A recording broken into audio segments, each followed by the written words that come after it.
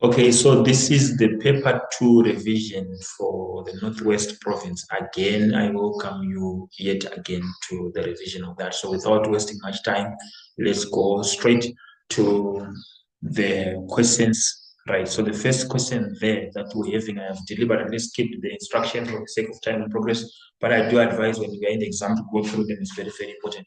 Right, during the Rugby World Cup, that's question number 1 of 2023, the ages in years of the players of the Springbok rugby squad were recorded. The data is represented in the histogram below. Okay, so it's saying how many players were in the rugby squad. That's the frequency we are having there. So checking on the first class interval, this is the grouped data we have been given. So the frequency for the first class interval is 2. In the next one, it's 8.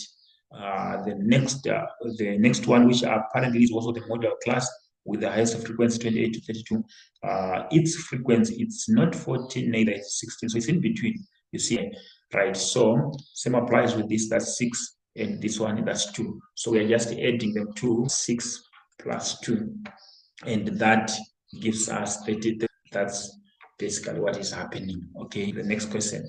The next question is saying calculate the estimated mean age of these rugby players, right?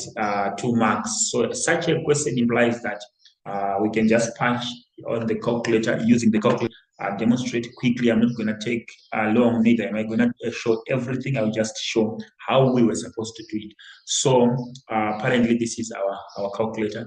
It's in the computation mode that we normally use, right? So this is where we are normally in.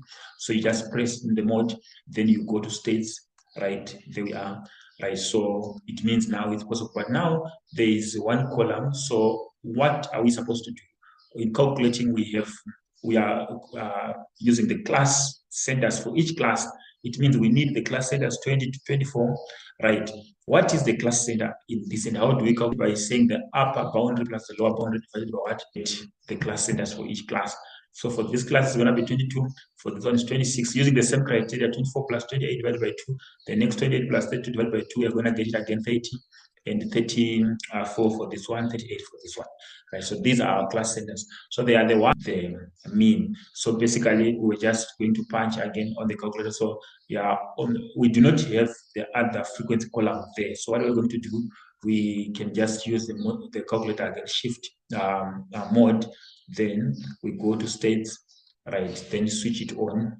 There we are, right? So we have our 2 columns. So on one, we're going to place all these class centers. Apparently, they are the ones we're placing 20. Each must be accompanied. Let's say I just demonstrate one. So 22 there, press the equal at the end. Then do the same thing again on the next column, 2, 8, 6, all of them. You were supposed to get 29.76. For the sake of time, I'm not going to do them one by one, like I just demonstrated how we do it. That if you are to use those same class centers multiplied by the frequency, divided everything divided by the total frequency, which is 33, 34 multiplied by 6, 38 multiplied by 2, divided by 33. You will calculate the mean directly without the use of the calculator, right? So I have demonstrated that. Use the histogram, the first question saying to complete the cumulative frequency column in the answer book, right? So I have just prepared it as prepared here, right? So we have agreed that, of course, our frequencies are 2, 8, 15, 6, and apparently there is 40, which was having 2. So this is what we have, right? So frequency, to know that it's in accumulating from less than or equal to 24, that's 2, less than or equal to 28 becomes 2 plus 8, which makes it 10, less than or equal to 30, less than or equal to 36, which means those are the upper boundaries that we have. It's 25 plus 6, that's going to give us 31. 31 plus 2, again, that's going to give us 33. You should reach the total frequency at this position here. You should reach the total frequency. So, right, I will just, I would want to be pardoned for that because I could not get the graph to just demonstrate it clearly. But nonetheless, I will make efforts. It's saying draw an auger if the cumulative frequency graph of the above data on the grid that is provided in the answer box. So it was supposed to be, it's actually the grid that is just provided there where we are supposed to start in time. So I will just demonstrate here that whenever you are drawing in Onga, it has to produce a straight S. You see, S is the alphabetical letter similar to this. That's how it comes out. So considering this as our where we have our distribution, we have our cumulative frequency. So the cumulative frequency is always plotted in the vertical axis. So that's how it was supposed to come out. But if you notice from the information we have there on our frequency less than or equal to 24 was having a frequency of 2, which means when we were going to plot this graph, it was going to come out suspended. How are we supposed to create another upper boundary using the lower boundary of that class, which is 20 less than 24. So it means this one is the one we now use less than or equal to 20 to create a frequency of 0, so that our graph will be plotted from 20, from the value of 20 going upwards. That's what it was going to be like. So basically, that's how the graph was supposed to come out. I would have plotted it so that you can see it clearly, but nonetheless, I'm just trying to illustrate and explain what we were supposed to do, or what you're supposed to do on that question, which also follows this other question, median of the above data. So for the median, it means also in calculating it, median is calculated by n1 over 2, where n is the total frequency. So plus 1, you divide it by 2, you get a 17. Then you come to your frequency. Remember, the frequency is the 117, checking your the information that you have been given, right? So interpreting also the scale correctly to say where is this until you reach your graph position. So if you were to do it correctly, we're going to arrive at a value 29.7, somewhere there within the range of 29.8 to somewhere around 30. Right? So the goodness of it is it has a range that you have that you should fall within. Directly and say divided by 2 to arrive at how we are calculating it, how we are taking the values. Okay, so let's go to the next question. The next question is saying it was discovered that the frequency of the age data for K players in the model age interval was recorded incorrectly. The mistake is corrected and the frequency of the 2 other intervals are increased. The number of players in the squad remain unchanged. So it's saying determine the minimum value of K if the data of the new histogram is symmetrical. So there are key terms here that we need to.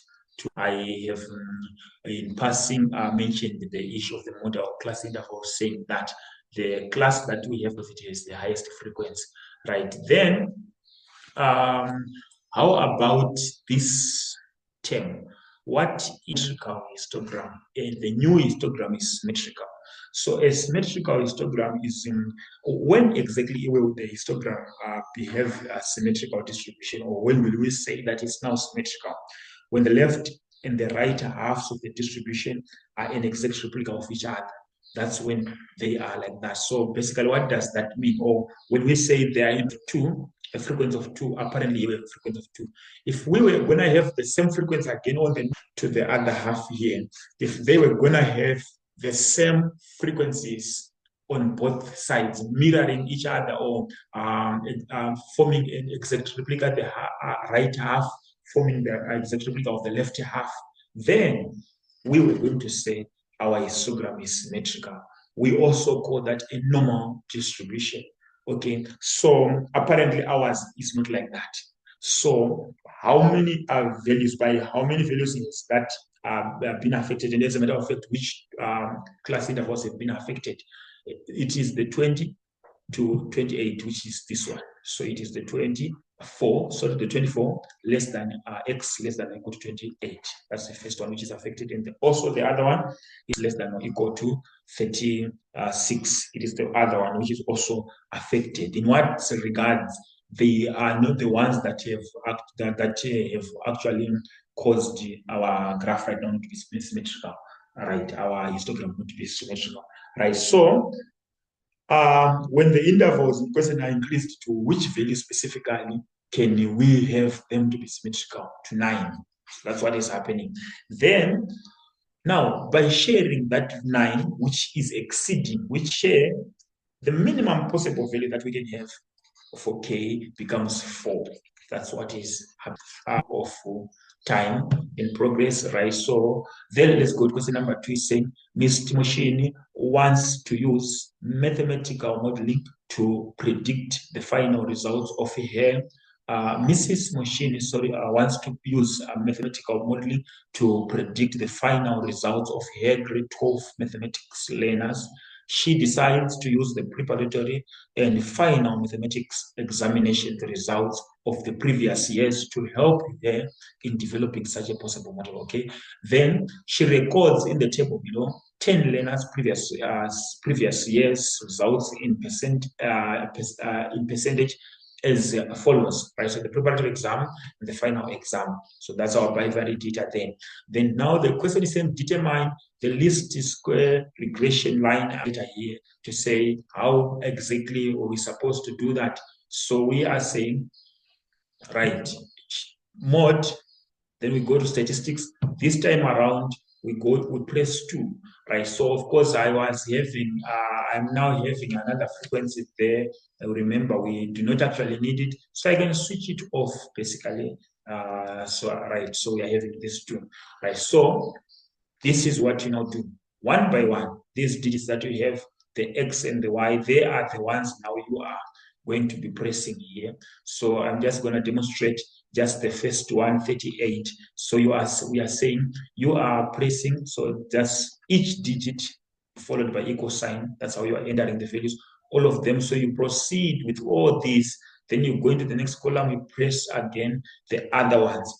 Then you clear off your screen. You now reach for the right, the value of A, the value of B, right. Then you are good to go. So that's what is exactly going to be happening, right? So directly with that, you will simply, after you have pressed all your values, if you come to this button here, right, you access right at range here at 5. That's where you are going to access your A and your B. They are marking now your least square regression line y is equals to, in the form of y is equals to a plus bx, right? So basically that's how we were going to get it. And what we're going to supposed to be 10.85056 to 2 decimal places basically, right? And also B is supposed to be 0.896342152. So it's going to be 0.9 to 2 decimal places. So it's just 0.90, which is the same as 0.9, right? Then the equation 0.85 plus 0.9x value there, which was the R, it is now the correlation coefficient. The correlation coefficient, if ever it is needed, so that's where you also get it among those variables we have. Okay, so let's go to the next question there. Now, the next question is saying a learner obtained 46% for the preparatory examination, right? Calculate the possible final examination results that Mrs. Moshine can expect from these learners. You can just basically use your equation directly because that's what it can serve, the purpose that it can actually serve. So y is equal to 10.86. That's the preparatory exam. It's 46.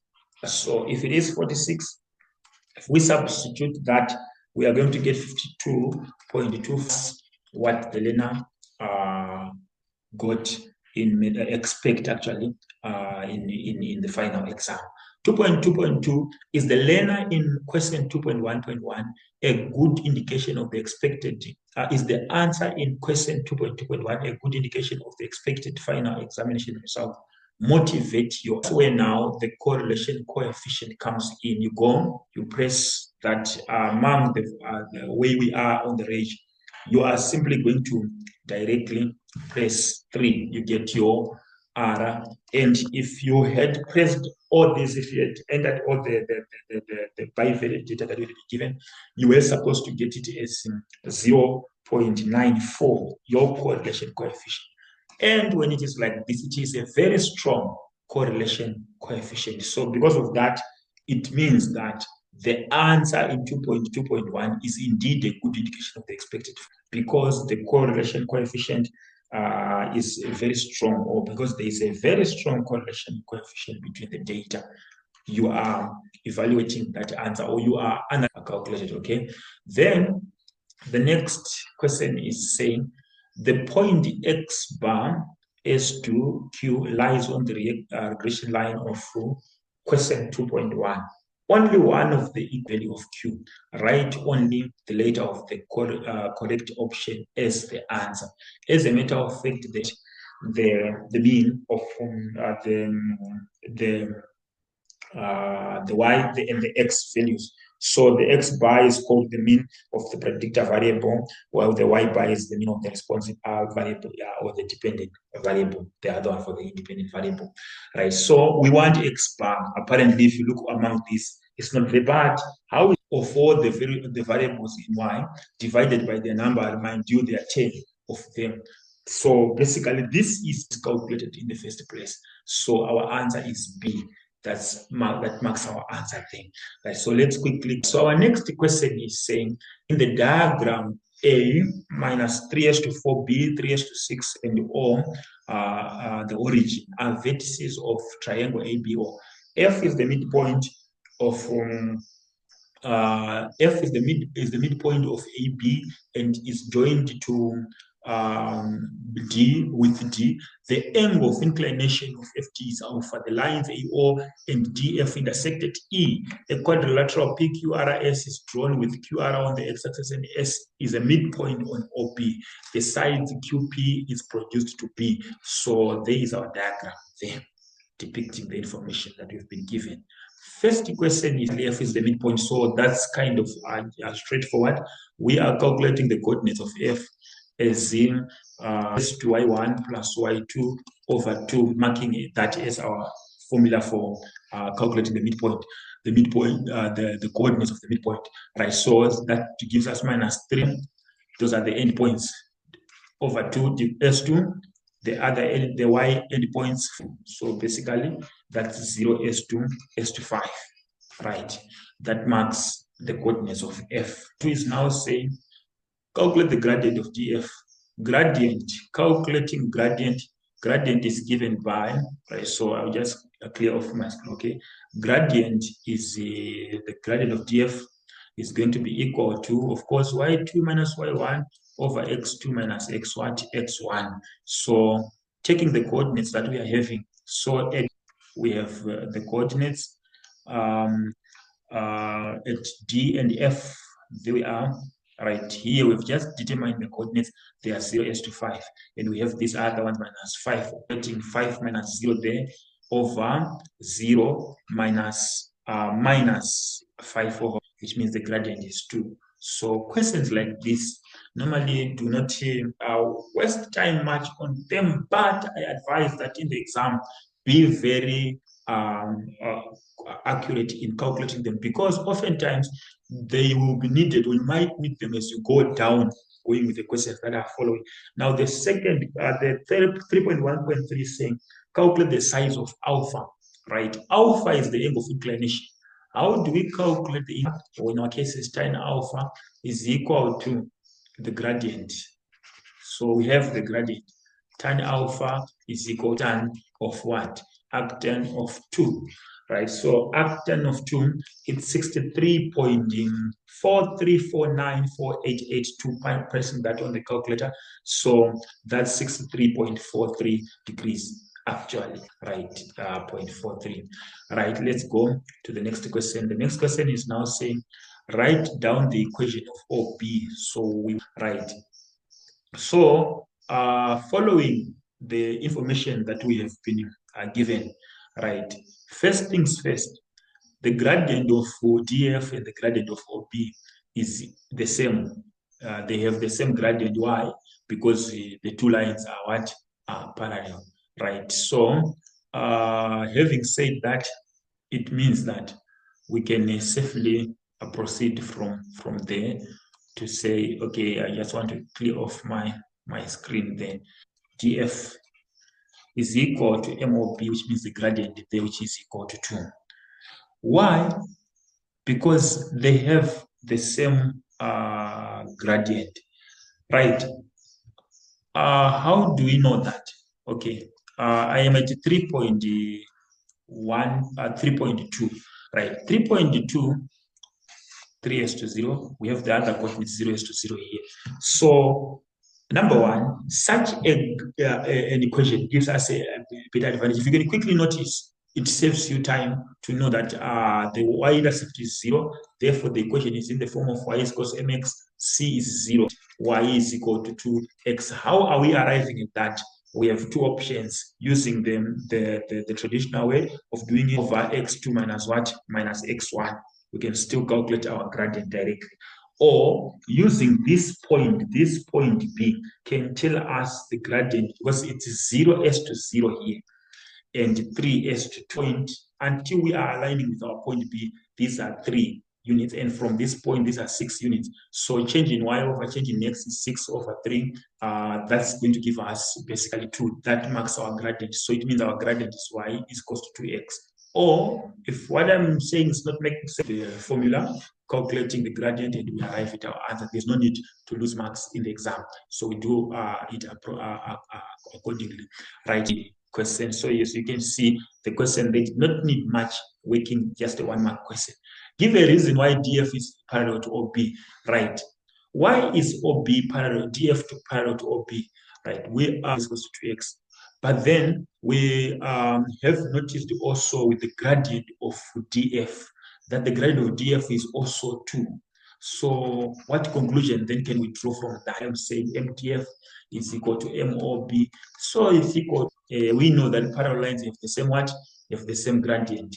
Therefore, with that same gradient, it means they are parallel, right? So since they have the same gradient, they are parallel. Let's go to the next question there. The next question, it is given that PQRS is a square with an area of 9x squared units. Calculate the coordinates of S, right? Having been told that the area of this is 9x squared.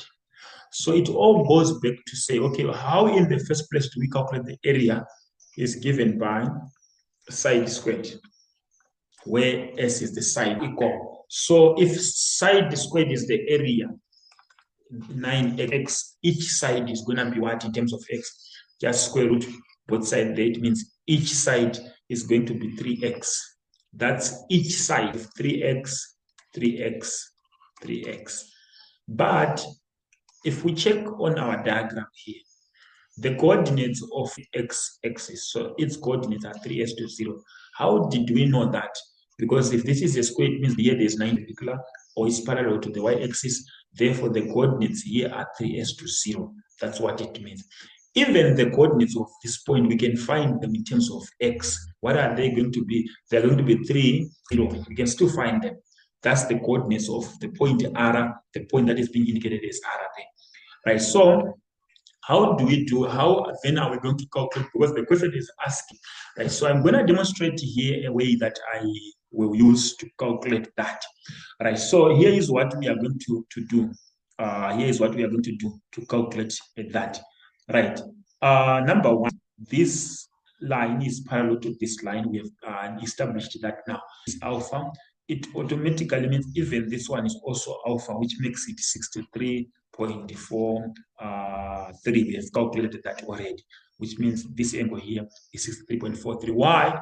Because it's a corresponding angle with alpha, since they are one. It can be of help in the sense that if this is a right angle triangle, how did we know it's a right angle triangle? Which one specifically? I am mentioning this triangle here. And we are saying if it is a triangle, if it is a right angle triangle, this one. If it is a right angle triangle, because there's a 90-degree angle here. X, it means 3x. It means these coordinates can be found of this point. They are 3, I'm talking of this specific point, 3 minus 3x s to 0. Those are the coordinates of this point. Then from this, right, I'm just going to be clear of mine, right, from R 3x, which means this angle alpha here can assist us to find the x. How? Tan alpha, which we have, is over OR as a matter of fact, right? So it means this length in terms of x is 3x, and over this c minus 3x. So that's opposite over adjacent. So we are saying it's equal to 3.43. We know it is 2 because it is how we calculate that 63.43 degrees as a matter of fact. So if we punch that, we get 1.99, and we round it off, we will realize it comes back again to 2. So x over 3 minus 3x. 3x is equal to 3x, of course. Right, so simplifying that 6 there minus 6x is equal to 3x. Right, so making x the subject, it means 6 is equal to 9x divide. That's what we end up having. Now that we have x, the unknown, it means the coordinates that we didn't know, we can now find them. How? Right, so I'll just clear off here so that it makes more sense. Minus 3x is to 0. This point R, we're calling its coordinates 3 minus 3x. But now we have x. So let's start with 3x first. It gives us 2, which means this is now 2 units. Right, and now 3 minus 3x, so that gives us 1. Punching that on the calculator, that gives us 1. Meaning to say the 0, we have them. Then from that R1 is to 0 to S, it means therefore the coordinates of S are 1, S to 2. We have arrived. Right, so it's one way again of doing it. There are many ways of actually doing it. There are many ways we can use to calculate that. All right, so I will, for this on the other ways, can I just explain the other way we could have also used with that is here on top, BSP. Right, how was I going to use BSP? Right, number one, this angle is alpha, so shall be this one, it's alpha. Okay, it means SP is parallel to the x-axis. Therefore, this angle is also alpha. It's one option that I'm taking. So point P, remember point Q, we said its coordinates are 3x to 0, they are not. But the coordinates of point P can be known in this, use the area of the triangle to say, since it's 9x squared x units, so it means these are 3x units from this point, from Q to P are 3x units. BP will then become how many units? Opting to use BP. So BP will become, right, 6 from Q to B is 6. So what was going to be BP? It was going to be 6 minus 3x, which means in terms of x, PQ is 3x. So BP will become 6 minus 3x, which means that side I have it. But this one I have it, it's 3x. So I can now use that to identify again x using the triangle BS. Tan 63.43 is equal to, this time around I'm saying BP over SP. With x, I now come and substitute into the values to identify everything of what I was saying. You are going to find here is 4, and you'll find here now be found. There were going to be 3s to 2. So basically, there are many ways of killing a cat. We can still arrive. Right. So let's proceed to the next question. Okay, the next question there is saying,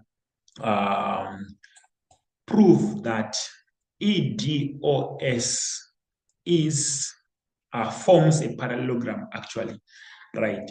We want to prove that EDOS forms a parallelogram. Okay, where can we start? Okay, in triangle AOB, the bigger triangle there, in triangle AOB, right? E is a midpoint of AO. How will we know that? We can use that to say E is a midpoint AO.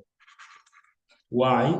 Because of converse, the midpoint theorem. Converse of the midpoint theorem. Why? Because number one, we have proven that these two lines are parallel, and we have been told that F is equal to FP as a matter of fact, because F is their midpoint. So because of that, that's converse of the midpoint theorem, what that we are seeing there. That if a line and it divides the other side equally, then it is dividing the third side equally. So that's what is happening there. So apparently E is a midpoint as well, which means these two are also equal. That's what it means. So if it is a midpoint, it means the coordinates of E, say E is equal to, using the midpoint formula, we can just say 0, because the coordinates here are 0 to 0 in this one, over 2, s to 0 plus 4 over 2, and that's to 2. This marks the coordinates of E, right? So if that is the case, then how then are we going to calculate, how then are we going to prove that ES is a parallelogram? And now we also know the coordinates of S. What were the coordinates of S? 1 is to 2. What are the coordinates of E? Minus 3S is happening. What do they share in common? Right. These coordinates, since the ordinate of S and R, the y ordinate of S and E is the same. Which means they share the same ordinate of E of Y. Then it means the line is parallel to the what? To the x-axis. Therefore, we now have how many lines that are parallel? Both sides of the sides are now parallel. Therefore, E or D or S is a parallelogram because both pairs are parallel to each other. We can give that as a conclusion now, right? So that's how we're going to prove that this shape that we see here is a what? Is a parallelogram, right? Let's go to the other question. The other question is saying, okay, we have just proven then that EDOS is a parallelogram. So we are saying both EO and DS have the same midpoint. We can also use that as another fact that can bring us to a conclusion of saying these are parallel lines. What can we say? They meet at 1 point, right? If they happen to have a midpoint, the diagonals OE and DS will meet at the same point. So I'm just referring to here, right? So I'm saying these two diagonals here, where they intersect or where they meet, they intersect at the same position, right? It's just good to note that as we are proceeding to the next question. So question number 4 is saying in the diagram below, the circle with center P has an equation x squared minus 4x plus y squared minus 8y is equals to 18. QA is a tangent that touches the circle at Q and intersects the x at S. The point R 10 next to T lies on the circle. Determine the equation of the circle in the form of x plus b squared is equal to R. R is the radius of the circle, and AS to B, these are the S to Y, refers to any point on the circumference of the circle. Okay, so in order for us to change this equation into that form, first thing we need to complete it into a square perfect squares. So we have x squared minus 4x, right? Which value can we use to complete this into perfect square? It's half of the coefficient of x, which is minus 2. Where are we getting the minus 2 from? From dividing minus 4 divided by 2, half of minus 4. So that's squared minus 8y. To complete it, half of minus 8, that's minus 4 squared. So that's half of minus 8, right? We have added this on the left-hand side. What should we do? We should add the same again to the right hand side, because as it stands now, it's no longer equal to 8 to 80 because of what on the side. So we add plus minus 2 squared, right? So factorizing this by inspection, that value we were calling half minus 4. If we take it x minus 2 bracket squared, we would have factorized this. Right, same applies. If we factorize this whole expression, it means we just have y minus 4 bracket squared. That half of minus 8 we didn't use to complete it in the perfect square. Right, so it's equal to, we now add this side using our calculator, 80 plus minus 2 squared plus minus 4 squared, and that will give us 100. Right, so the equation is in the form that has been stated now. So it means even as it stands now, the coordinate of the center of that circle can also be known. So when they say calculate coordinates of P can be found, how? By just looking into the circle, minus 2, right? X is minus 2 squared plus y minus 4 squared. It means the coordinates of P are 2s to 4. as the equation is in the form of x minus a plus y minus b. Remember, the coordinates of the center are a, s to b. So it means the coordinates of the center are this, right? Going forward, the next question is now saying the equation of QR, right? QR is a vertical line, and it has a common x coordinate, which means it's the line x is equal to 10.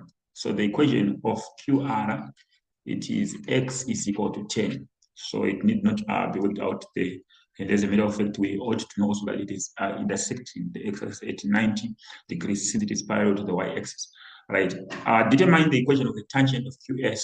So to find the equation of the tangent, obviously we have to first find the gradient of PQY, because the gradient of QS multiply the gradient of PQ will give us -1. Why? Because the tangent and the radius, when they meet at 90 degrees. So this is a theorem we are borrowing in Euclidean geometry, which is telling us tan perpendicular radius, a theorem, right? So using that, it means we first have to calculate M, P, Q. That's what we want to first calculate, the gradient of PQ. So MPQ is equal to y2 minus y1.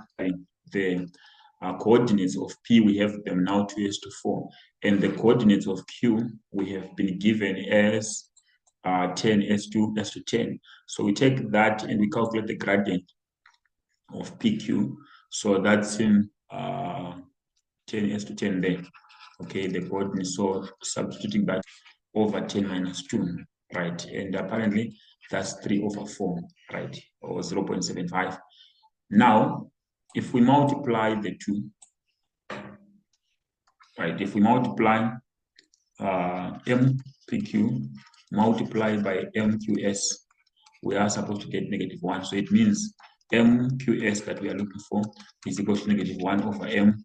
PQ is an option that you can take. So you're just dividing now 3/-1 divided by 3/4, and that is giving us -4/3, right? It's just so they will determine the equation of the tangent. So now we have the gradient.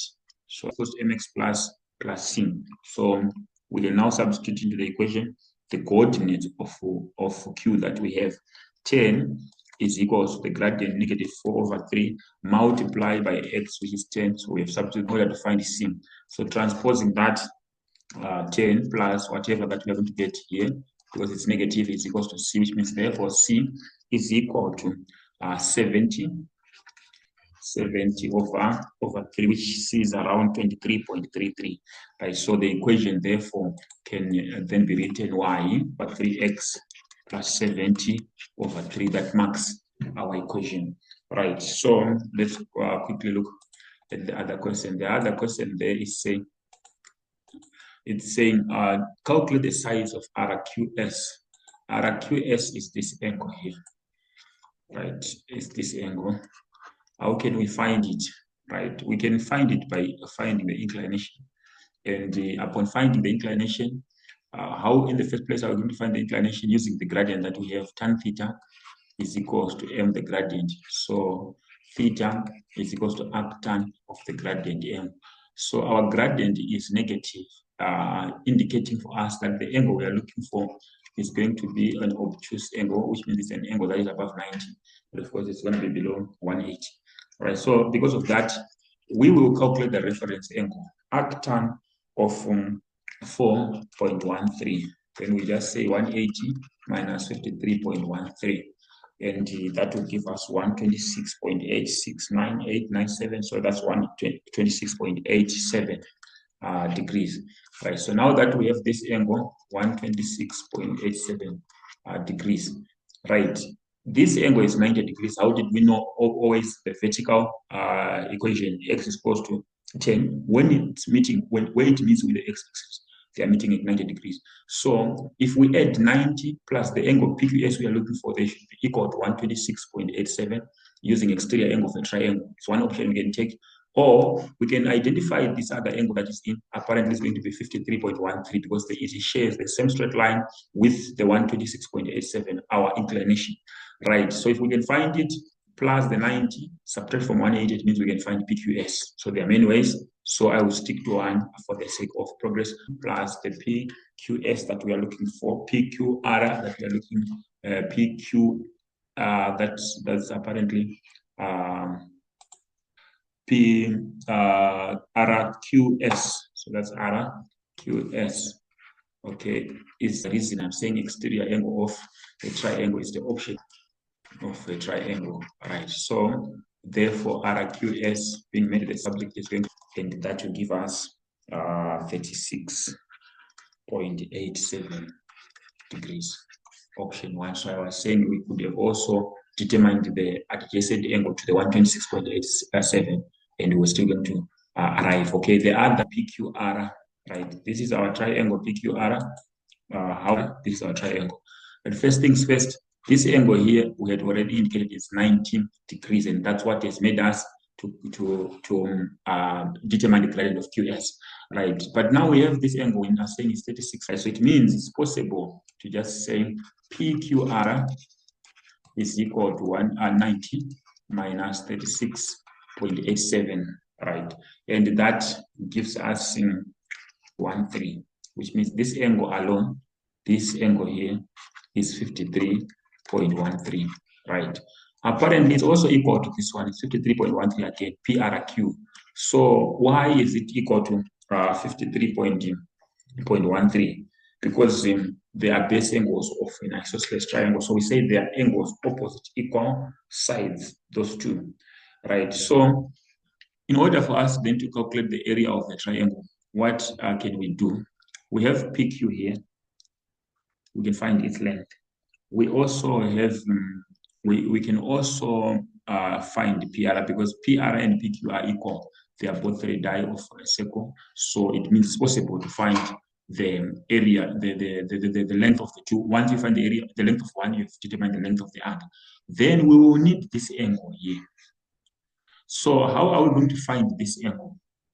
We can simply say 53.13 plus 53.13, subtract from 180, that will be this angle. So we can now use the formula, area of the triangle is half AB sine theta, where our theta is the angle between the two sides A and B. So this PQR and PR, PQ and PR, they now serve as our A and B.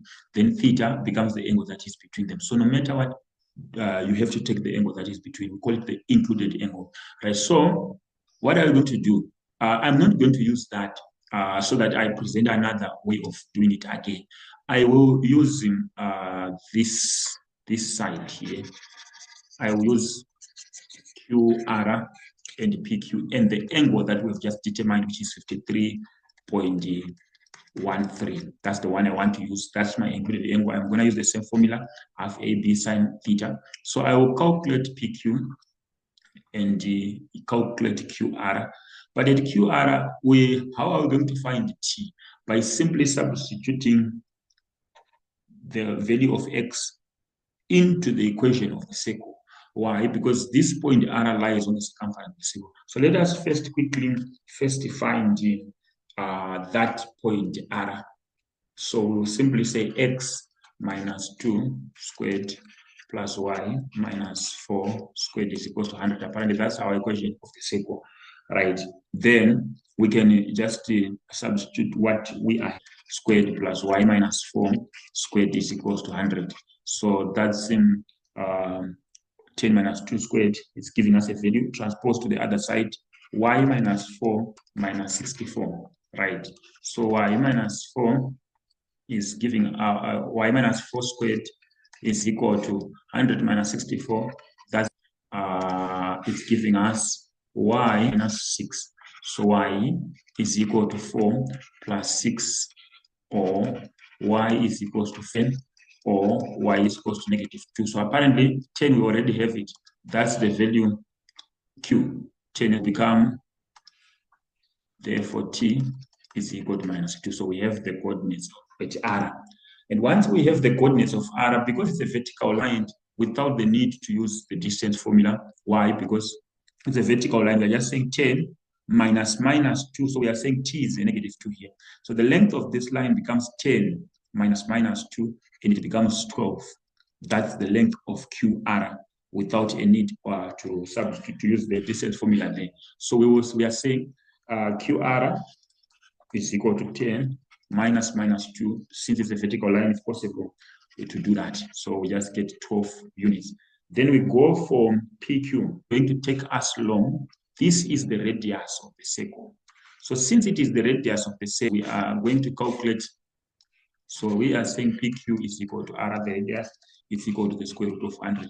Area of the triangle is going to be equal to triangle PQR is equal to half AB sine.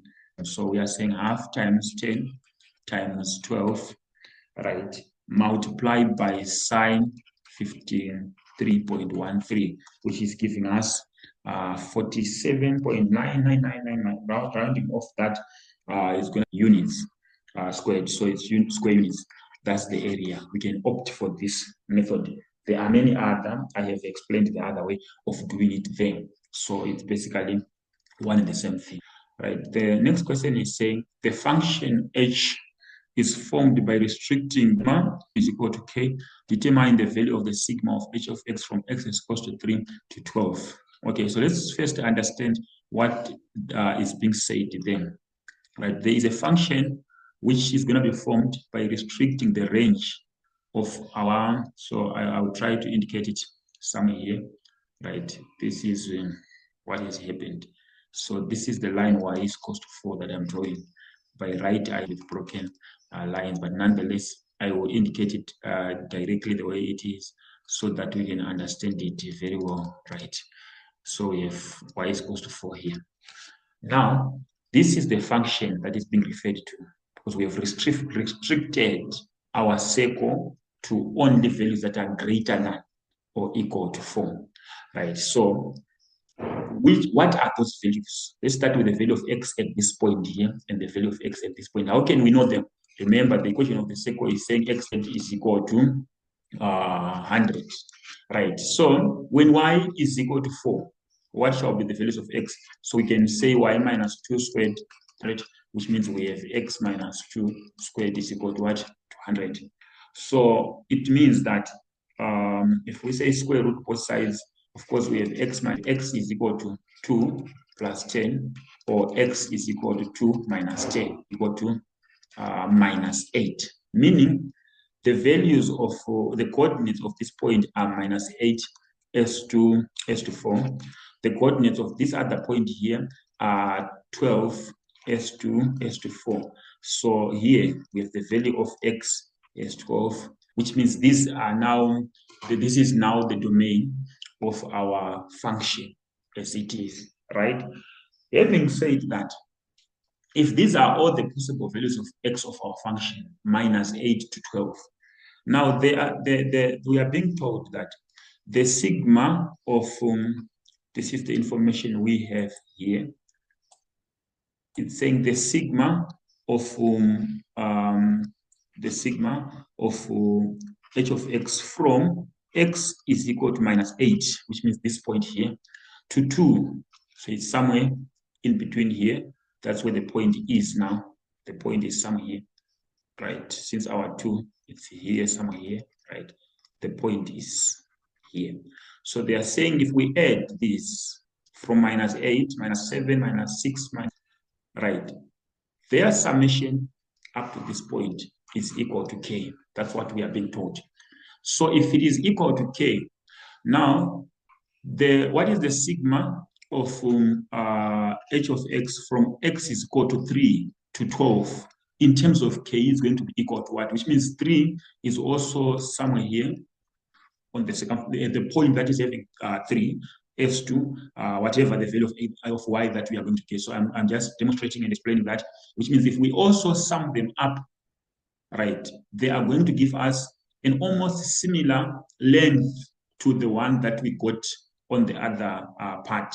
But is it really going to be also equal to k? How many terms have been added here to give us how many points, to be precise, on our graph have been added to give us k? So if we check on the first one, just using the sigma notation, 2, so this is, if this is negative 8, 2 minus 8 plus 1, how many terms are they? They are 11. So these are 11 values actually that have given us k. Okay, so it means for that length to be the same as the length from 3 to 12. How many terms are in 12 minus 3 plus 1? And that is going to give us also what we are saying there is the 12 minus 3 plus 1. That's 10. So these values are 10. Each of them have been added, h of x, h of 3 plus h of 4 plus h of 5 plus.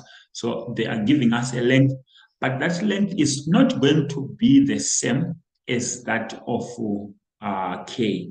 Now, why am I referring to as a length? Why am I talking about the length? Okay, I'm just saying if we add the values that we get, let's say from example from minus 8 to plus the value of h of minus 7 plus h of minus 6 plus h of, they are following each other, which means these are consecutive values. So as we add them, we are already creating a sort of a length along our function, or along our graph that we are now having, our function that we now have. So that's what is giving us k. Now, if you notice these values that we have here, they are an exact replica of each other on this other side. Because if we draw, like, for example, we notice that on the line y is equals to 4, we have 12 as to 4, we have also minus 8 as to 4 here. Which means the next one that follows, say, for example, it's y is equals to 5. We should expect another point that should also have a 5 in each other. They're just being a mirror image of each other, because as it stands, this is that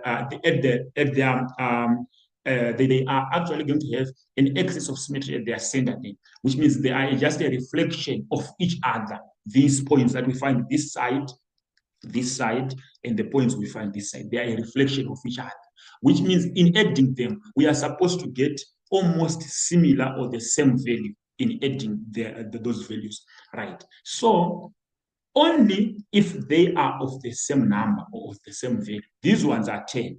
But those that give us k, it means in order to represent h of the sigma of h of x from x equals to 3 to 12 in terms of k, there is one value that is missing within the values of from 3 to 12, which is h of 2. So we would want to know that h of 2, what is its value? Because as a matter of fact, if only we can say, or if only we will say, to represent the sigma, right, to represent the sigma of in terms of k, it's supposed to be the sigma of h of x from x is equals to 2 to from x is equals to negative 8 to 2, right, minus h of what? H of 2, which means we are simply saying it's supposed to be k minus h of 2.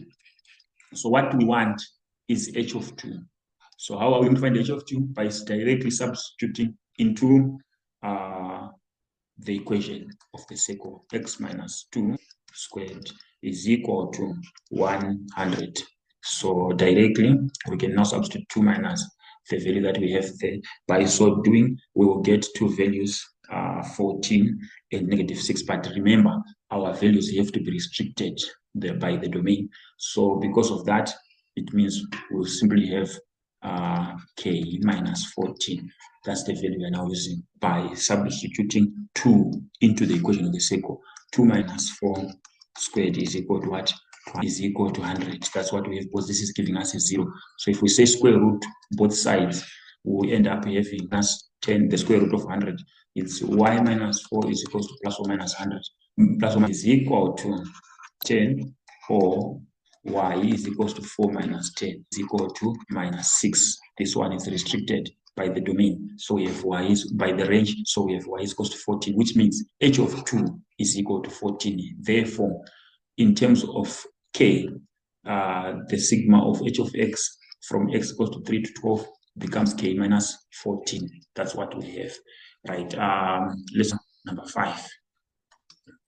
So question number 5, it's saying, in the diagram below, the graphs of f of x is equal to a sine 2x, and g of x is equal to tan bx for x is an element of from minus 90 to 90. Right. The first question is saying write down the value of a. Write down the value, and we find the value of a. Our function is saying f of x is equal to a sine 2x. By directly substituting any 1 point we have, in this case, we have a point here. It's not the only point. We also even have this one. We also have this point. We can also even find this point. So we are just substituting any one of the points directly into the equation, and we determine. So I will simply substitute this one here. That's 45 as to sine 2 times 45. So 1 is equal to a sine 90. So sine 90 is equal to 1. So 1 divided by 1, we end up having a 1. So a is equal to 1. So we've determined the value of a. Question 5.1.2 is saying this. All right. It's good to know that since it's a periodic function, and by a periodic function, we are saying it repeats itself over a certain period of time, which means in this case, it certainly just replicate or duplicate itself. It simply brings itself exactly we have here. And this point, where exactly the Q is, they are basically about the x-axis, meaning to say the point Q, its coordinates are going to be positive 68.53 as to 0.68. That's what we are going to have there, 53 as to 0.668. All right, let's go to the next question there. The next question is value or values of x, the x values of the 10 point of h of x. If h of x is equal to x plus that, let's of f of x itself first. So the turning point of f of x, the x values are, here is values are minus 45, that's the value of x at this turning point, and 5, that's the other turning point, the value of x at this turning point, right? Now, a new, it has been established by shifting the graph of f.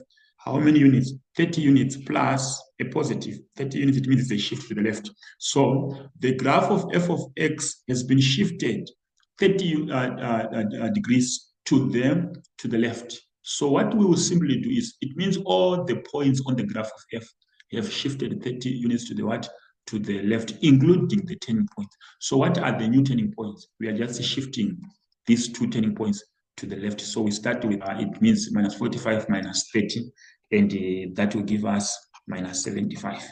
And the other value, minus 45 minus 30 as well, that is going to give us, therefore, the new turning points of the graph of h, which is as a result of f, which is actually equal to f of x plus 30, shall be x is equal to minus 75 and x is equal to 15. Those are the values of x we have. We have answered that part. Let's go to the x, the 86, negative 0.68 is less than g of x is less than or equal to 1. Right. Our g of x is this function, which is our function of f, the graph of now, because even the value of a, we now have it, sine 2x. Right. So the question, this is x, pardon for that. The g of x is, that's the one we have, right? So that's tan bx. Okay, so it is the one we want to know its values of x, where negative 0.68 is less than g of x is less than or equal to 1. Now we see negative, that's where the negative in the y-axis, negative 0.68 is, right? And 1 is here, right? 1 at this point. And the coordinates at this point, we have them. So what the values of x were negative 0.68 is less than our function g of x. Here, as a matter of fact, all the values of y here are representing our function g of x. So what are the values of x for which our function is smaller than or equal to g of x? So these are the values of x we want. What is the value of x at this point p? 80.53. That's the value of x here. What is the value of x at this other point where we have 1? It is less than x. less than or equal to 90. That's the other value here. Why less than? Because that's the instruction. They should be greater than, less than g of x, safely indicated like that. Right, let's go to the next point.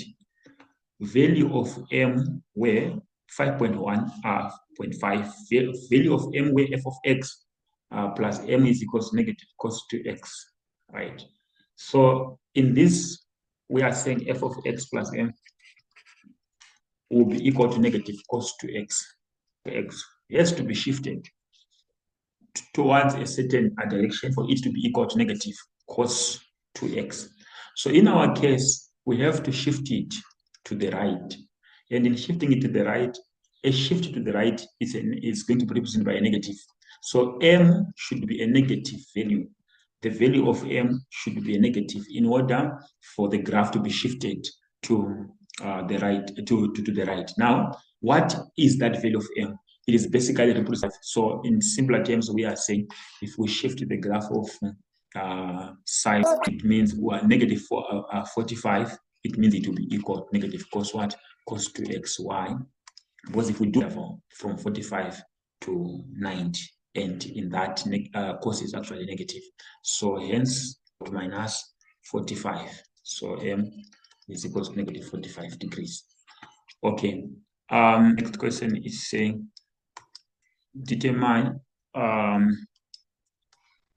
determine the value of b. Right, the value of b is going to be determined in the same way that we found a.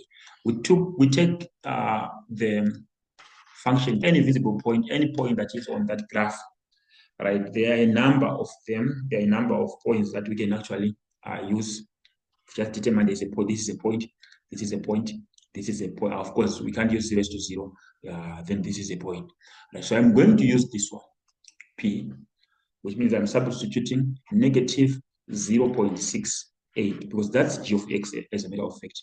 That's why we use negative 0.68 less than g of x less than what?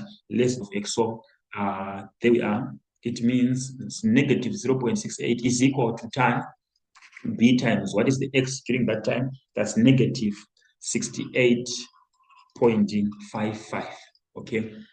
So we want to b. So what is the next thing? Active 0.68 is equal to b times negative 68, which is negative 68.53 b, right? Arctan of 157, which is equal to negative 68.53 divided by negative 68.53, and that will give us b is equal to 0.5, which is the same as half. So we have just one of them, you'll be fine. Right, let's go to the other question. The other question is saying, determine for which values of x in the given interval will x times g of the square root of g of x minus f of x be greater than 0.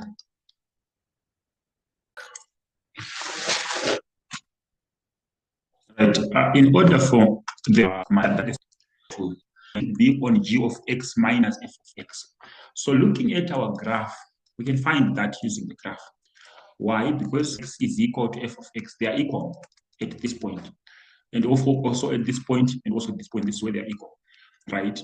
So, its value, g of x, which is this one, is greater than f of x. Why? Because for any value of x we can think of, let's think of for minus 45, g of x without even substituting, we can see that it's going to give us, of course, is no matter what going to be greater than minus 1. Why are we comparing it with minus 1? Because for g of minus 45, we are noticing that g of minus 45 is greater than f of minus 45.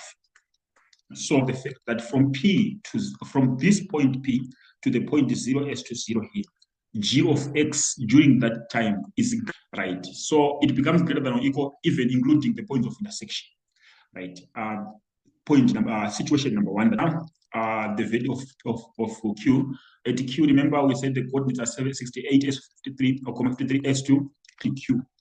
G of x again is greater than f of x, meaning for any value of x that you can think of, Gx for the same value of x that you can think. I was giving a good example here, whereby you are saying, do try and substitute into the two functions now that we have them, everything of a and b, we now have their basic values of minus 45 than in f of minus 45. Why? Because in the manner that it is, it's telling us that it is actually, it has greater values than f of x. Okay, I just wanted to explain further, but what I'm just using as an example is a clear indication. Right, going to q. At q, it's repeating itself again. G of x is greater than f of x. Now, as f of x to give us a value, not just subtract greater than 0. Why are we interested in values greater than 0 now? Because for the square root to be squared of the discriminant, we know that the issue of the negative is an undefined value. So in short, we are saying we want to avoid it because it becomes an undefined, we can't find it. Therefore, upon multiplying now the whole determine values that are greater than what? Than 0. X times that the square root of g of x minus f of x is greater than 0. We will not be able to find it defined. Where are we going to get values that are defined? It's immediately g of x minus f of x indeed. So upon subtraction, if we take any value of g of x, we subtract it with f of x, we shall get values that on the first point that I indicated. If we take g of x and we subtract f of x, we will not get values that are 0. Right? So everywhere else, g, remember, one g of x minus f of x.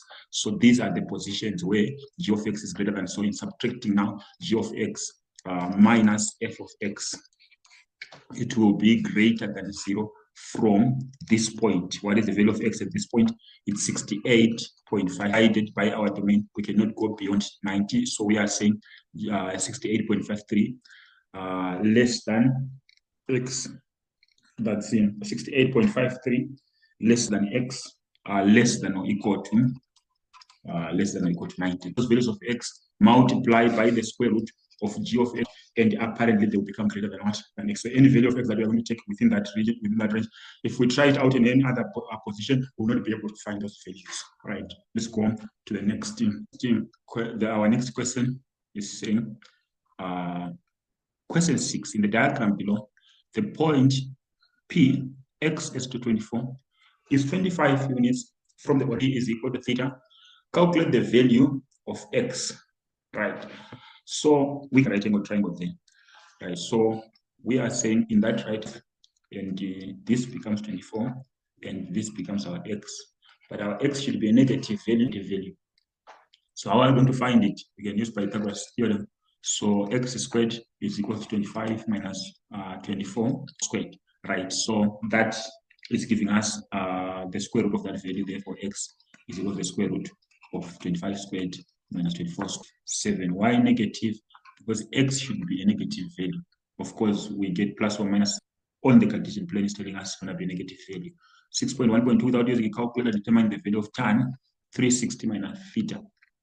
Tan 360 minus theta, according to the regression formula, it's equal to negative tan theta. So let's first define tan theta. In our case, we are simply going to say,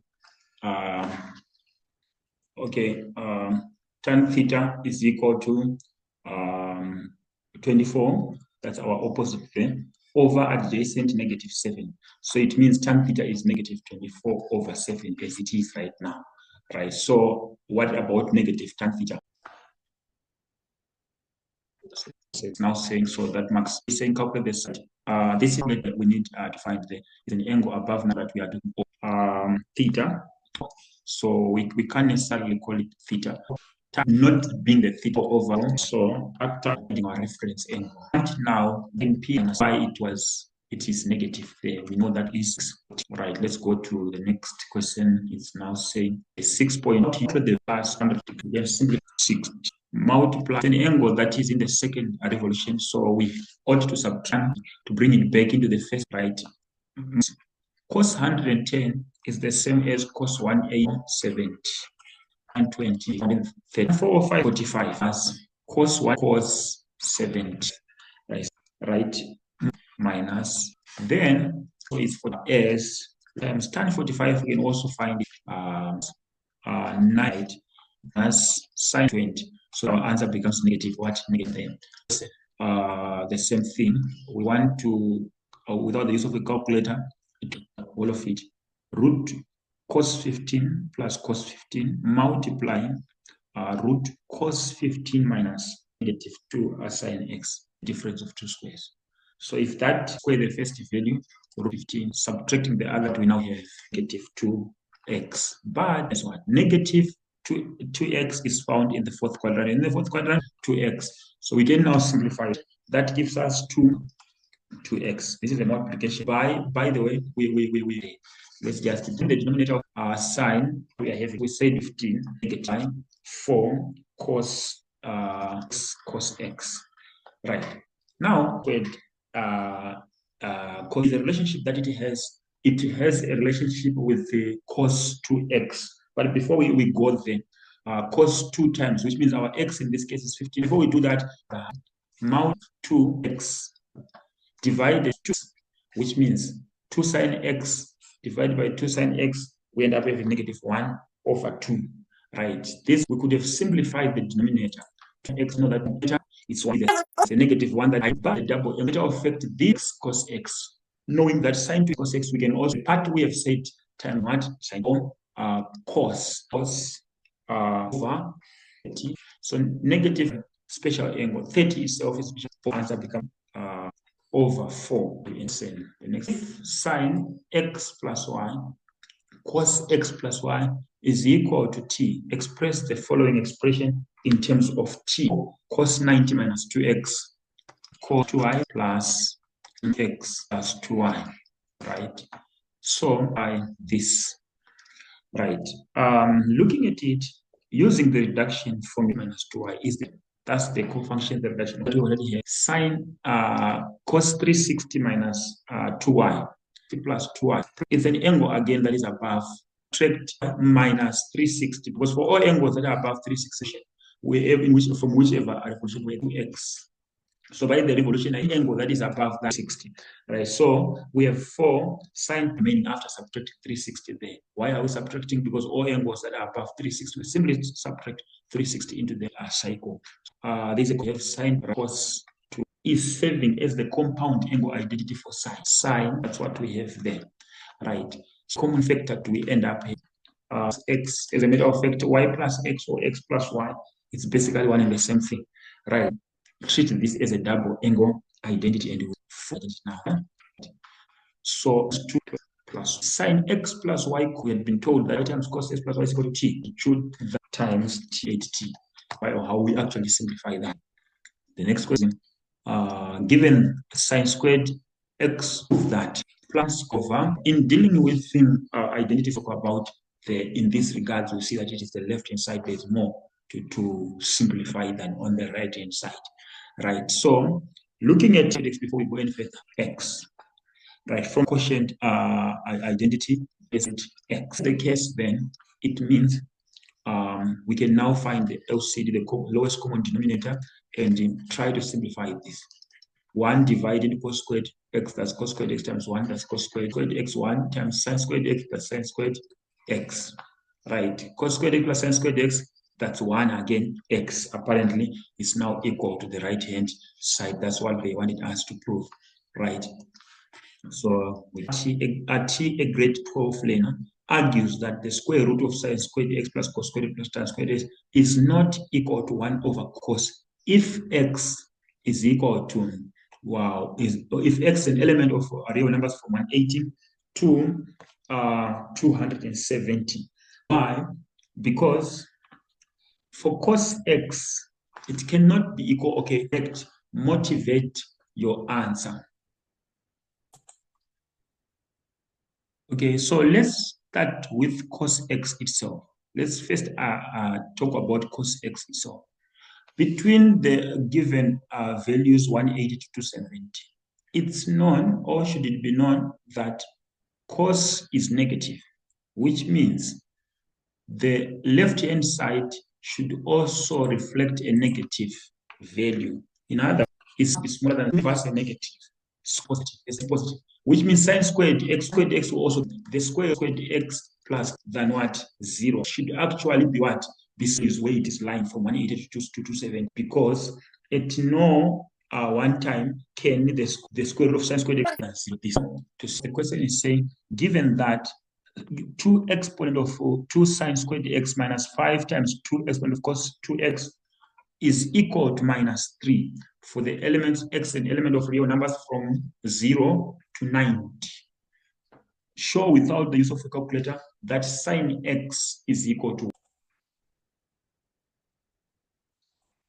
Okay, so cos 2x, because so this sine squared 2, so 1 x plus 3, right? So times 2 to the power 2 1 throughout by our fraction 2 exponent of 2 squared, exponent of 2 minus 5 times 23 of x to minus 0. They now that 2 minus 10 is equal to what?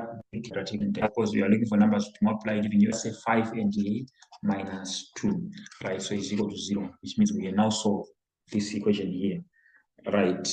So that's k plus 5.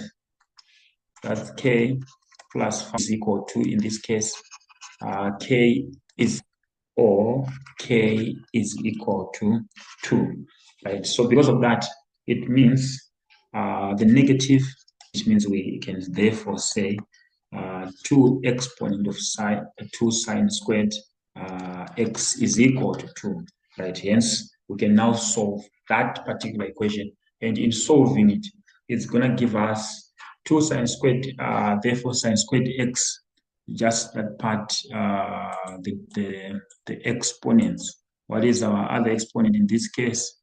We see 2 exponent of 1 here.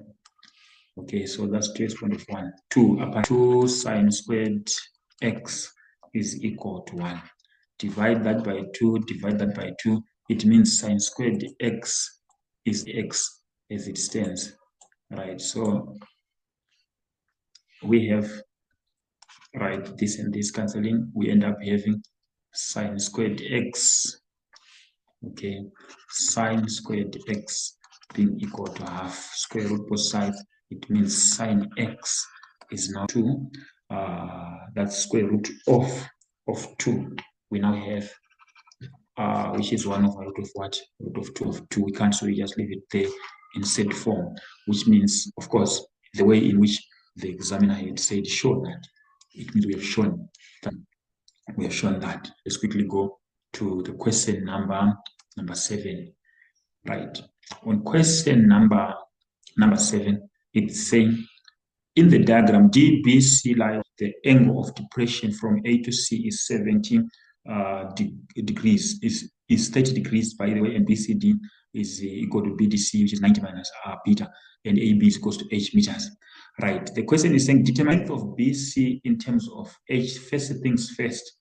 I understand you are on a high place. Let's say, for example, you are sitting in a stadium, right, and you are watching a performance, be it maybe, let's say, it's just a soccer stadium. The angle of depression is the angle you are going to drop your eyes from what we call the imaginary. This line here is an imaginary line, which is part. So what happens is, we can transfer, because this line is part theta is actually equal to this angle theta here, because these are alternate angles of depression. Automatically, it means even this angle here is 30. We can opt to do that. Or alternatively, we can close this side and have this now forming as a diagonal.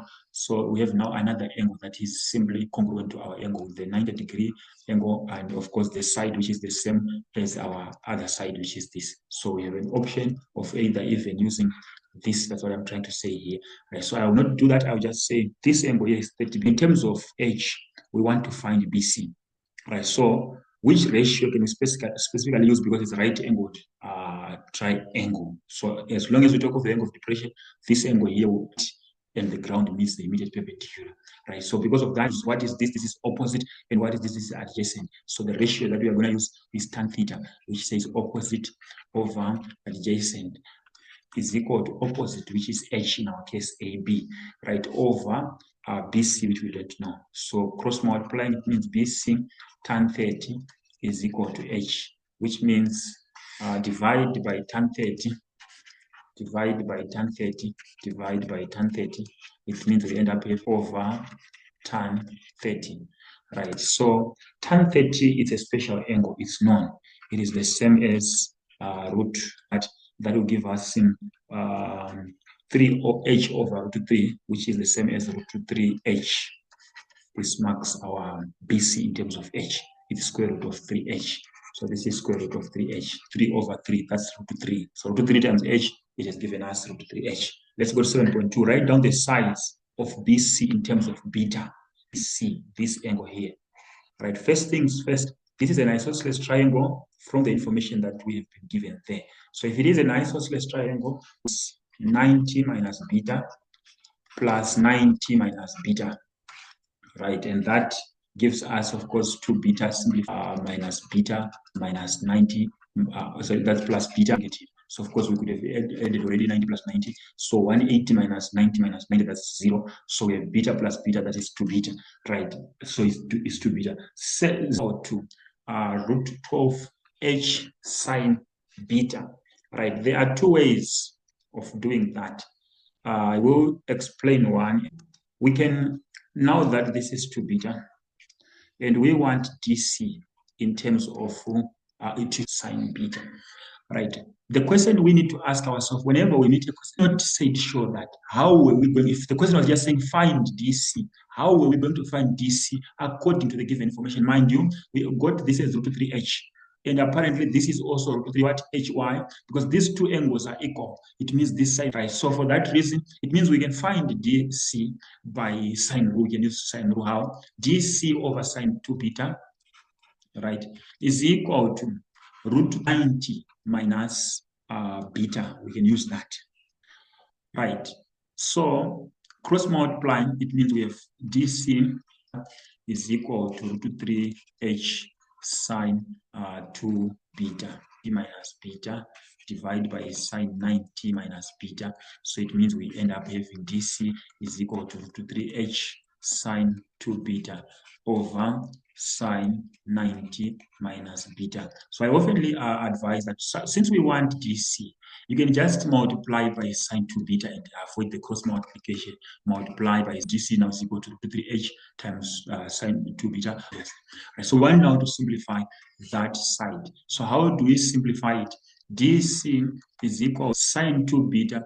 It is the same as 2 sine beta cos beta. Why? Because it's a double angle identity for sine is the same as cos beta, right? So hence cos beta and cos beta, they cancel each other. DC is going to be equal to root 3 times 2, that's 2 times sine beta, right?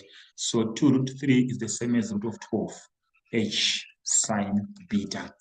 That's where we have shown root 3 h sine beta.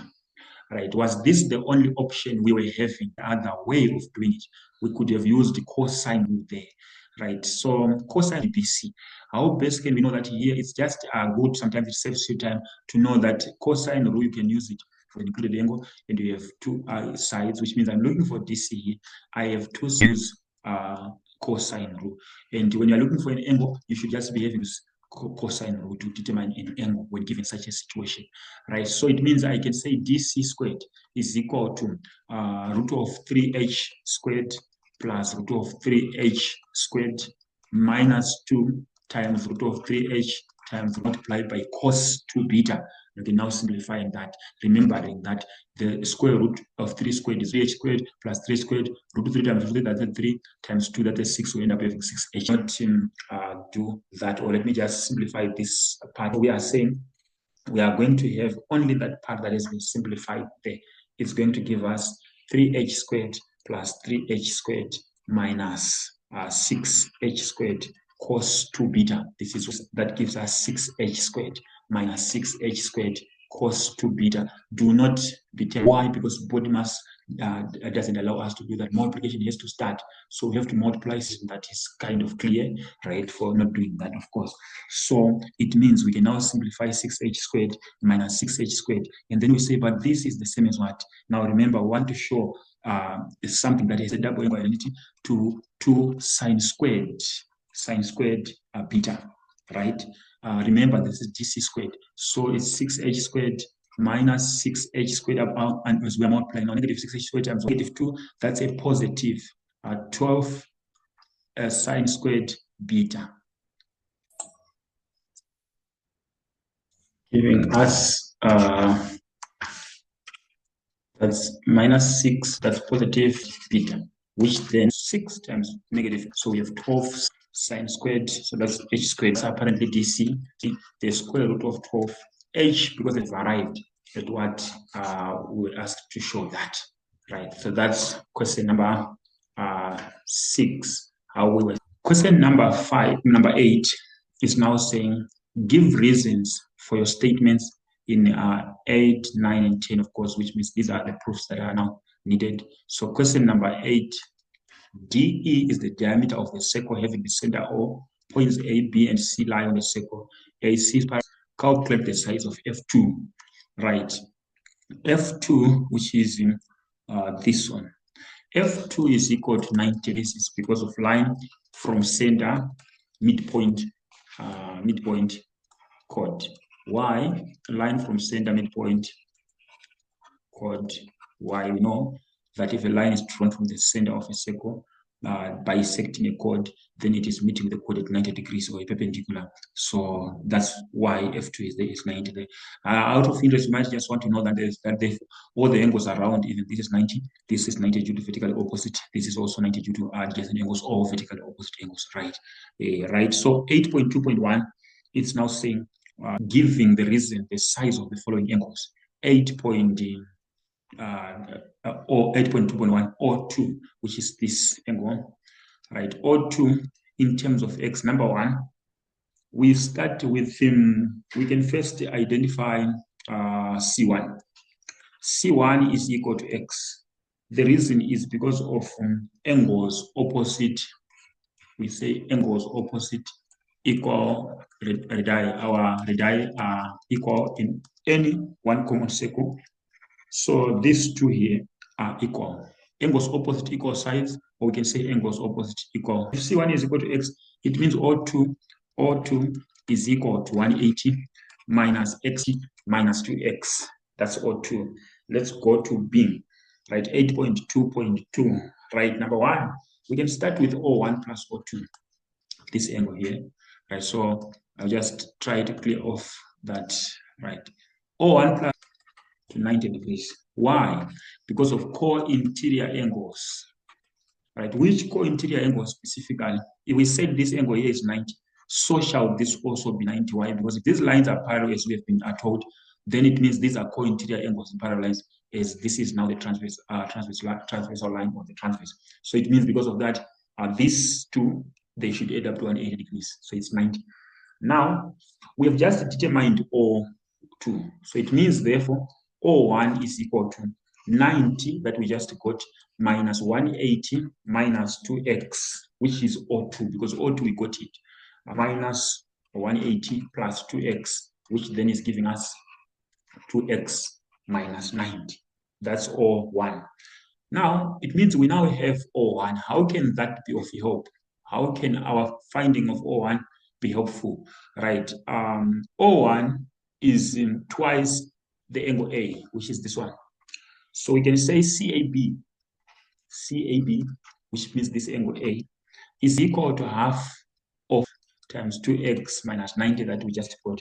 Why would we say center, angle at center is equal to, angle at the center is equal to twice angle at the circumference. Angle A is actually subtended at the circumference by this same arc or the same chord that is subtending O1 at the center, right? So because of that, it means now it's possible. Remember, we said all the angles at point F, the F1, F2, and the angles that are around, all of them, they are actually equal to 90 degrees. So it means it's possible now to find B. So we can safely say, which means here half times 2x, that's giving us x minus 45. That's the angle we are having there upon simplifying. So that's x minus 45 degrees. That's CAB. Okay, so moving on to B, therefore, will be equal to, it's equal to 180 minus 90 plus x minus 45 angle. So we are saying the reason is sum of angles in a triangle. Minus 45 minus x, actually it's 180 minus x minus 45, which means upon subtracting this 90 minus 45, that's giving us a 45 there. So minus x, which becomes 135 minus 190 minus 45, that's giving us a 45. The negative times 45, that's negative 45. It's negative times x, that's negative x there. So it becomes 180, 135 degrees minus x. Right, that's in question 8. Right, let's move on to question 9. Prove in the diagram in triangle ABC with the DE parallel to BC. Prove the theorem that states that AD is over B, this B is equal to AE over AC. That's the theorem actually. In proving the proportionality theorem, how do you do it? For answer book, you indicate 2 and K.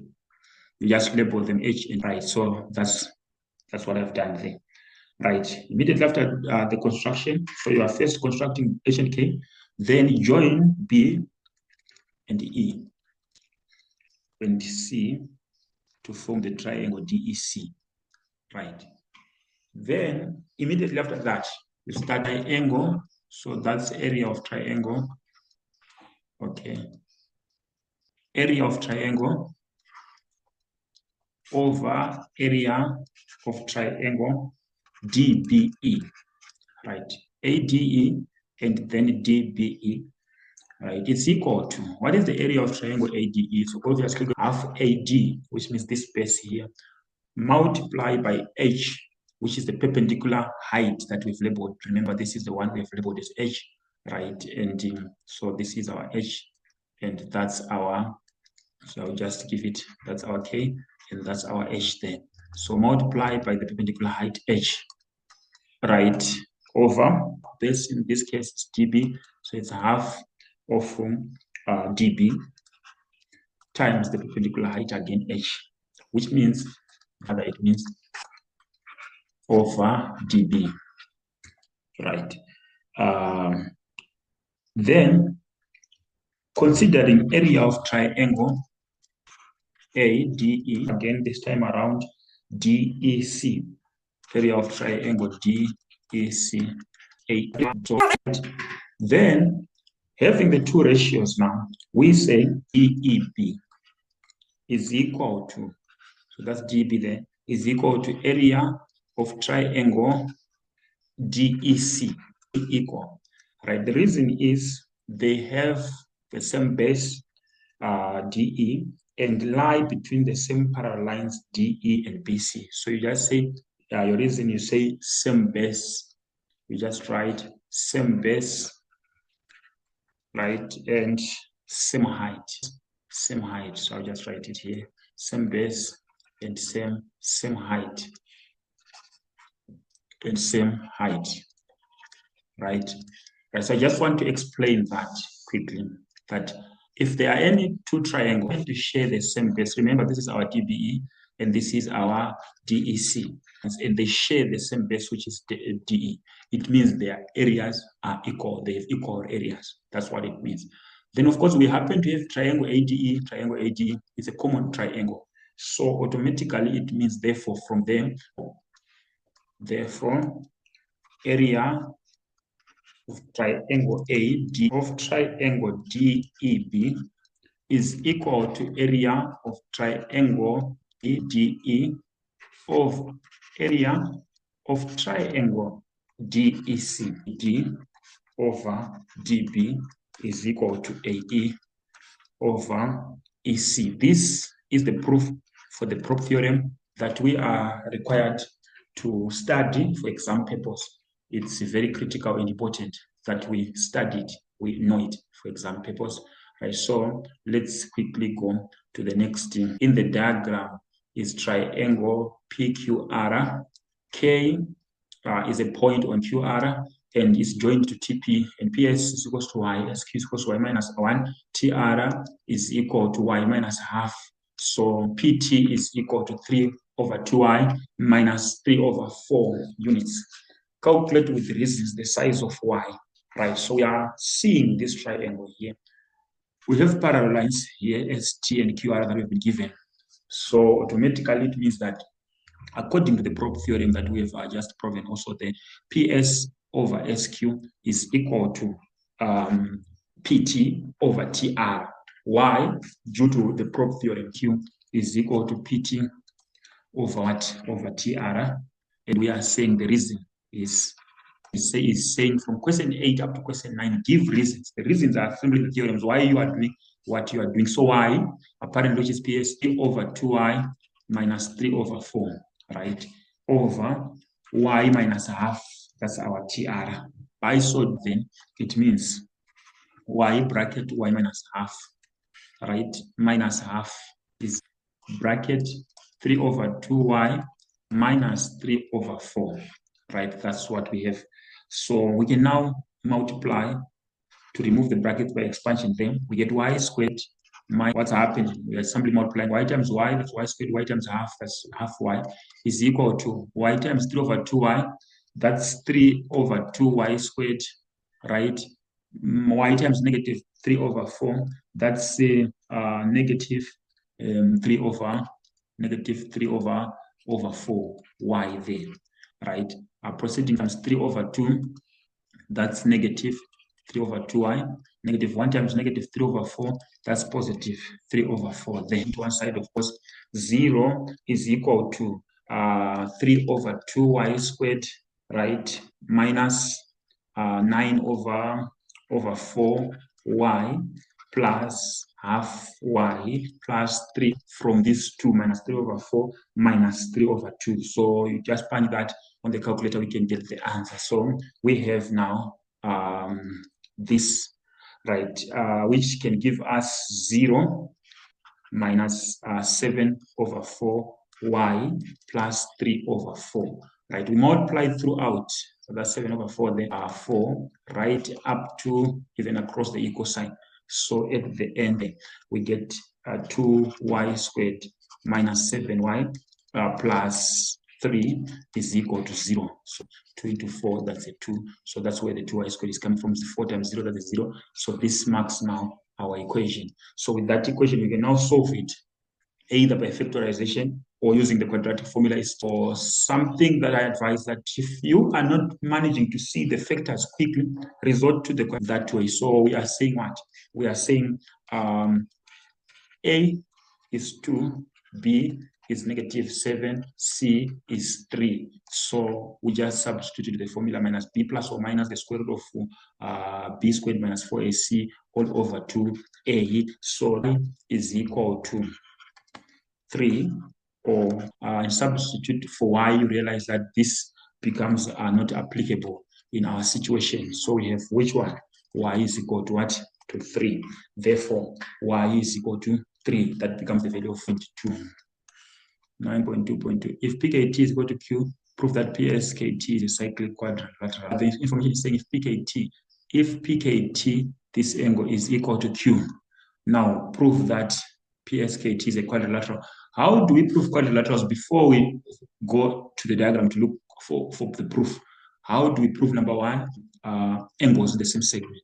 Number two, if we find converse of opposite interior angles in a cyclic quad. Number three, if we find converse of exterior angle in a cyclic quad. Those are the proofs that we can use, some of the proofs we can use to prove a cyclic quad. So here, if PSKT can be a cyclic quad, it means, so this is PSKT. We want to prove if ever this angle here is equal to this angle, or if this angle that we've marked is equal to this angle, right? These are the angles in they become the converse of angles in the same segment. If ever we can prove them. So number one, we can see PST, the PQR, which is our Q, as a matter of fact, Q is equal to PST. Why would we say so? We are saying Q is equal to PST. Right? Why? Because these are corresponding angles. Right? But PKT has already been said to be equal to Q. So therefore, it is true to say PSKT is a cyclic quadrilateral. Why? Why are we saying so? Because of angles in the same converse of angles in the same segment. Of angles in the same segment. Right. We have proven. Question number 10 simply state, in the diagram, D is the center of the circle. BF is a tangent that touches the circle at B. C lies on the circle to form chords AC and BC. D is joined with F and BE is equal to DE. Okay. Now, then is saying, prove that C, this angle C, is equal to ABF, which is this angle. That's the instruction. Right? We want to prove that C is equal to ABF. Right? Number one, C is equal to 90 degrees. Why? Because of angle in a semicircle. In a semicircle, subtends an angle of 90 degrees at the circumference. This is the diameter. So if it is, it means this angle here is 90 degrees. Right? And again, ABF is also perpendicular radius theorem. That's the reason F is equal to C. Is equal to C. That's the proof we have. Right. The next question then is saying prove that F times BC is equal to AB times BD. Okay. This is what we have. First thing first, here is what I advise. Recreate these given statements into ratios to say where could they possibly have come from. I just want to demonstrate quickly here. If I have x over y is equal to a over b, I can write this by cross multiply y. This can be written as this, right? So if I find it written like this, can I not go back to the ratio that I actually, that's what is happening, to say where could this possibly be coming from? What we see there. That's what we are saying. Okay, so we are saying let's recreate, but then simply because we were not there when it was being recreated, so we will try and look out for the possibilities of where it could have come from. So we are saying df over a bd, right, is equal to AB over that's BC, right? Is this the only possibility? No, we can also say BC over BD is DF. These are the possibilities that we have. As a matter of fact, I advise when you're looking at this, be able to see if you are having DF, know that there's no significant, there's no difference whatsoever with FD. There's no difference. We are saying DF and FD, it's one and the same thing. There's nothing to explain. It's just one and the same thing. Point number two, when I write a ratio like A over B is equal to X over Y, I need us sides to say B over A is equal to Y over X. It's basically the same ratio that has just been interchanged. So if it was 2/3, it becomes 3 over 2. That's basically what is happening. Okay, so let's proceed from then. So we are saying these are the possibilities of where it could have possibly come from. Now tracing DF is there. This is DF. DF is here. We see BD, and DF apparently you can see it is forming part of triangle DBF somehow. And AB, we see AB, there is AB. It's forming part of the triangle ACB, right? And also we have BC. BC is here. It's again part of the triangle ABC, right? And we also see BD. There is BD. Apparently BD is showing that it's forming part of triangle DBF. This is the information that we have. So, according to our theorems that we have, which theorem could possibly be used to bring out, or could this ratio have come from? So, thinking along those lines, we are saying, can this be prop theorem? No, it's on the same triangle. So, in this regards, it can be similarity theorem, or it can't be midpoint theorem again, right? Because it has to happen on one particular triangle. So we are saying this could be similarity theorem, right? Having said that, it means we want to try and figure out, is there no difference? Because the triangles that we are seeing right now are triangle, DBF. Can these two triangles not be similar, right? How can they be similar if they are equiangular? So let's try to identify, don't they have equal angles, right? So looking at that, it means angle C has just been proven that is equal to angle ABF. Apparently, they fall within each of those triangles that are in question right now. So we are starting from there. That has already been proven, right? From there, we have another angle. Which other angle again are we having, right? B2, which is this angle here, B2, right, is equal to D2. Why? Because these are angles D2 because of angles opposite equal sides. So what happens is, the moment we are able to prove two pairs of triangles, when we are proving triangles, typically the last pair, they also become equal. In our case, it's F and A. These two, they automatically become equal. For what reason? For the reason being that in any two triangle, let's assume, just to make it clearer, if this angle is 30, assuming, right, if the one angle is 30 degrees, then automatically the other one will also be, so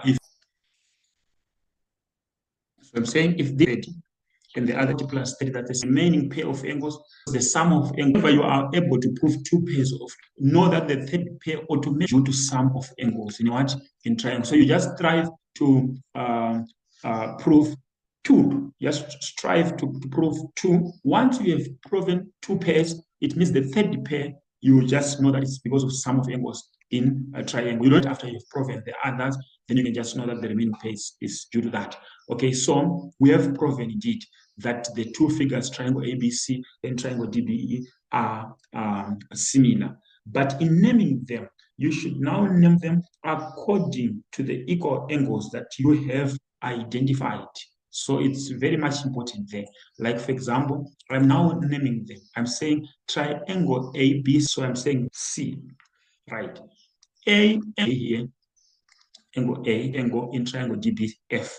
That's the one we also A angle, because it is the angle that is, if this is my angle B going to C, to lastly C, B, apparently C. We start, so we are saying triangle AFD for the angles. That's our reason. So we can safely now create, what else do we know? That similar figures, because this point now, it using this pairs that I have indicated. So I'm saying AB over FD. I've taken this over DB, which is equal to AC over FB. So that's how I have created them. These ones.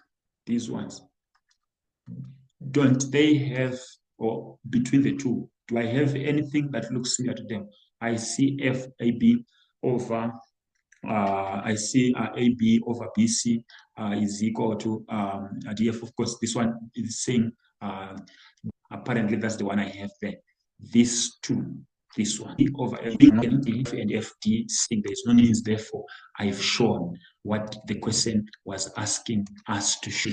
We have shown that AB times BD, right? So basically, that's how we do it, right?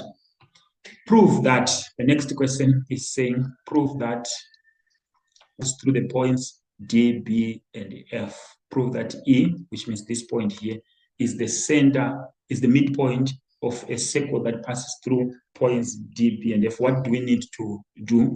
For as long as all the lines starting at E are equal, then it means that DE is equal to D to D. BE is equal to D. If only we can prove that they are also equal to EF, then we would have proven right?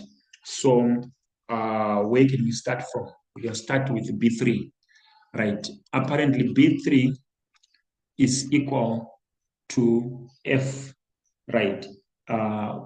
We are saying B3 and A, B3 and A are equal. Why in the first place? Because of the tan chord theorem. I need to explain this clearly. We are seeing a B3, we see A, the angle between the tangent and the chord is equal to the angle in the alternate segment. Then A, we've already proven where, when we were proving the similar figures there, we proved that A is equal to F due to sum of angles in a triangle 3 is equal to F. Right? So therefore, that BE, it means BE is equal to FE, or the midpoint of or through D, B, and F, right there. B squared B times AC cubed. You can try to number one, from the ratios that we did produce there on the on 10.1.2, we noticed that go to B over FB, right? So it's therefore true over FD. This is due to a similarity theorem, actually. That's what is causing this, right? Secondly, having done that, it means what is guiding us again is the same thing to see. We are seeing AD, we are seeing FB, we see EF, of course, BC, lines AB, BC. We don't see them really on our initial ratio, but then we might know that they might have been manipulated along the way to be substituted with something, right? So here is where we are. From there, what else can we relate with? Number one, AB is actually equal to 2AD. Why is it so? Diameter and AD is that it means it's correct to say AB is equal to 2AD. It will be correct. Same applies. It will be correct again for FD to say EF, right? 2EF. Where are we coming from? We've just proven that the reason being angles opposite sides opposite equal angles. That's why EF was equal to B3. That's why EF was equal. The three of them, EF, EB, and D, they became equal. So we are safely substitute now this, and we'll be correct to say this, right? Then 2 into 2 was the ratio AC over F over EF. Okay, so this is what we are having, right? So at that point, we see AC cubed here. With both sides by AC cubed, multiply both sides, we end up having AC cubed. If we can simplify, let's come to this part here, right? We are saying have AC into AC cubed here, we are going to get AC squared, right? 1 over, right, without a need to say AC over AC cubed times FD without being reduced, we can actually reduce it there. 1 over B, that we have D of C cubed, right? That's what we're having. Then from there is where we can now multiply both sides by having to remember that A F, it means we can end up having 1 AD times F times to prove. And that's what now we see that ADFB, we have it. EF AC cubed, we now have it. But we don't have AC cubed, AC squared diagram here. AC is part of a right angle triangle. So in our understanding of Pythagoras theorem, it will be true to say AC squared is correct because AB, we can now that because it's saying AC theorem, right? Pythagoras theorem. Right. From there, squared minus BC squared FB over cubed. It means now we have been able to arrive. But here, take note, it's saying BC minus AB squared is equal to minus. So what has happened? Multiply both sides by a negative. We multiply even here by a negative, right? Negative times minus B squared, we can end up having minus AB squared plus multiplying there is equal to negative EF times what? Is now write as BC, and it will be correct to say minus AB squared is equal to over, this is what we end up having. So it means we have proven we've shown that question in the revision, and this is the end of the